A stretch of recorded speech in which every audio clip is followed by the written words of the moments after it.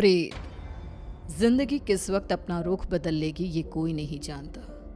कब फूलों से भरी बगिया उजड़कर खाक हो जाएगी, कब मैदान बंजर रेगिस्तान हो जाएगा और कब खुशियों से भरी जिंदगी मायूस हो जाएगी, ये कोई नहीं जानता। ये कहानी है कनिष्का की, जिसे अंदाज़ा भी नहीं था कि उसके जीवन का अगला पल उसके लिए क्या लाने वाला था। एक ऐसा अंधेरा जो हमेशा के लिए उसकी खुशियों को खा जाने वाला था। मम्मा, तुम कब से तैयार हो रही हो और कितनी देर? जल्दी चलो ना, हम लेट हो जाएंगी। अभी आई लाडो, बस 2 मिनट, साड़ी तो पहनने दे। लगता है आप भूल गई है कि आज मेरी कॉन्वोकेशन सेरेमनी है और मैं फर्स्ट आई हूँ। आज के दिन मैं लेट नहीं हो सकती मम्मा। इसीलिए तो समय लग रहा है लाडो। जिसकी बेटी फर्स्ट आई है उसे तैयार भी तो फर्स्ट क्लास होना पड़ेगा ना। कनिष्का बचपन से ही पढ़ाई में बहुत तेज थी। हमेशा फर्स्ट आना, एक्स्ट्रा करिकुलर एक्टिविटीज में पार्टिसिपेट करना और अपने घर वालों का नाम रोशन करना, ये सब उसके लिए आम था। हड़बड़ाते हुए अपनी मम्मी और पापा के साथ कनिष्का अपने कॉन्वोकेशन में चली जाती है। I must say, Mr. and Mrs. Verma, you are very lucky जो आपके घर इतनी होनहार बच्ची पैदा हुई, वरना इस उम्र में तो अक्सर लड़के और लड़कियां भटक जाते हैं। पर कनिष्का दिन रात अपनी पढ़ाई में लगी रही और आज उसने हमारे कॉलेज का नाम पूरे स्टेट में रोशन किया है। स्टेज पर जाकर कनिष्का अपनी डिग्री लेती है। उसके लिए आज का दिन बेहद खुशी का था और वो इस पल को हमेशा के लिए कैद कर लेना चाहती थी। चारों तरफ खुशी का माहौल था। तभी कनिष्का की फ्रेंड्स उसके पास आती हैं। कनिष्का, इस बार तो हमें पार्टी चाहिए। हर बार तू बचकर निकल जाती है। अरे कौन सी मेरी जॉब लग गई है, इतनी भी बड़ी बात नहीं हुई है। अब बस लंदन यूनिवर्सिटी में मेरा एडमिशन हो जाए तब पार्टी पक्की। तुम लोग कनिष्का की बातें तो रहने ही दो, मैं दूंगी पार्टी। आफ्टर ऑल कॉलेज की डिग्री मिल गई है मेरी बच्ची को। She is a graduate now. तो आज रात को मेरे घर पर पार्टी रहेगी, तुम सभी को आना है। रात को सभी पार्टी में आते हैं। सभी बच्चे नाच कूद रहे होते हैं। तभी कनिष्का खिड़की पर जाकर बाहर देखती है, जहां सामने के घर की छत पर बैठी एक औरत उसे लगातार घूरे जा रही थी। ये मिस्टर शाह के घर में ये औरत कौन है? वो तो अकेले रहते हैं। तभी वहां कनिष्का की फ्रेंड आ जाती है। तू यहाँ रात को बाहर तारे देख रही है क्या? चल ना, सब कितना एंजॉय कर रहे हैं।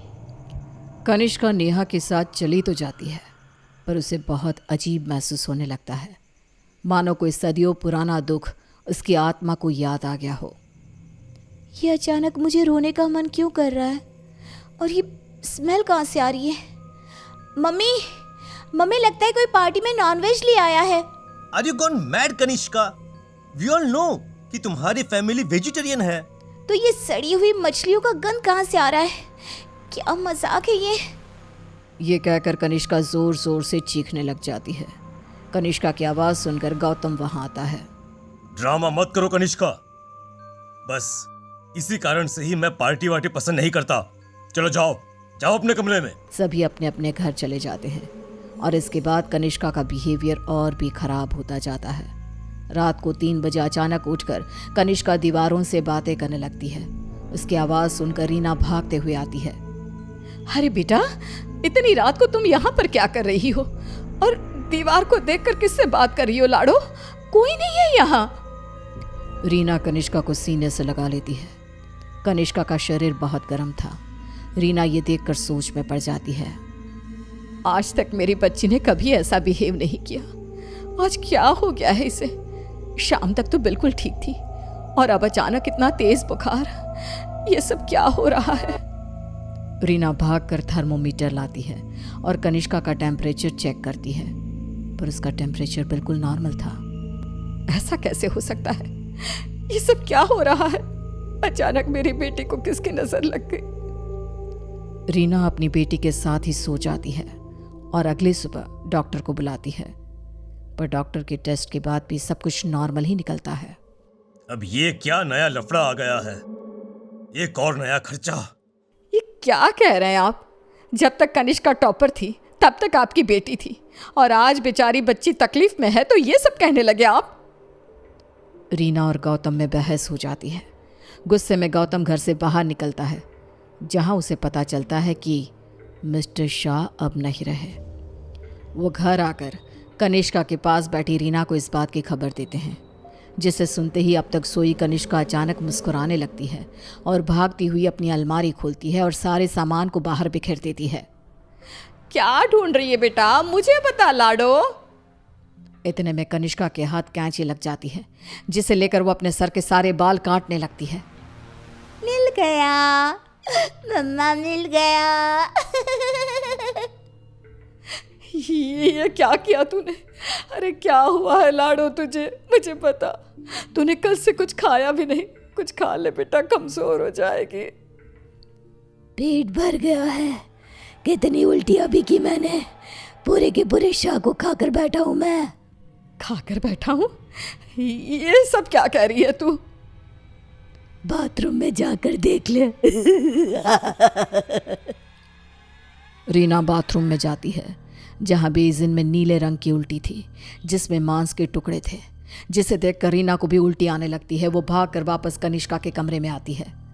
सुनिए जी, हमें जल्द से जल्द कनिष्का को किसी पंडित जी के पास ले जाना होगा। ये कुछ और ही है। आज के जमाने की होकर तुम ये सब क्या कह रही हो? ऐसा कुछ नहीं होता। गौतम अपनी पत्नी की बात को इग्नोर कर देता है। इसी तरह दिन बीतने लगते हैं। भूखी रहने के कारण अब कनिष्का के शरीर की हड्डियां भी दिखने लगती है। उसकी आंखों के नीचे काले गड्ढे आ चुके थे।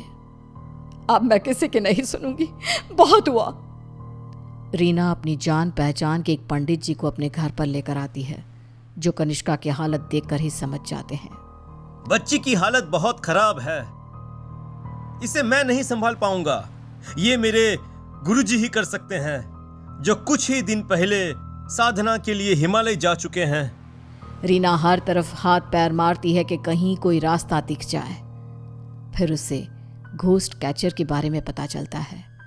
डूबते को तिनकी का सहारा समझ रीना उनकी टीम को भी अपने घर पर बुला लेती है और वो लोग कनिष्का से पूछताछ शुरू कर देते हैं। क्या आई हो तुम और कौन हो? कितनों के नाम बताऊं? मतलब तुम एक से ज्यादा हो, एक से ज्यादा हो इस लड़की के शरीर में। बताओ बताओ कितने हो? हम 42 प्रेत हैं। कनिष्का की बात सुन वहां मौजूद सब लोग हैरान रह जाते हैं। उसके शरीर में बसे इन प्रेतों को निकालना अब किसी के बस में नहीं रह गया था। उसी शाम कनिष्का की मृत्यु हो जाती है, जिसका सदमा रीना बर्दाश्त नहीं कर पाती और सब कुछ छोड़ अपनी बेटी के साथ हुए इस हादसे के पीछे की वजह का पता लगाने निकल पड़ती है।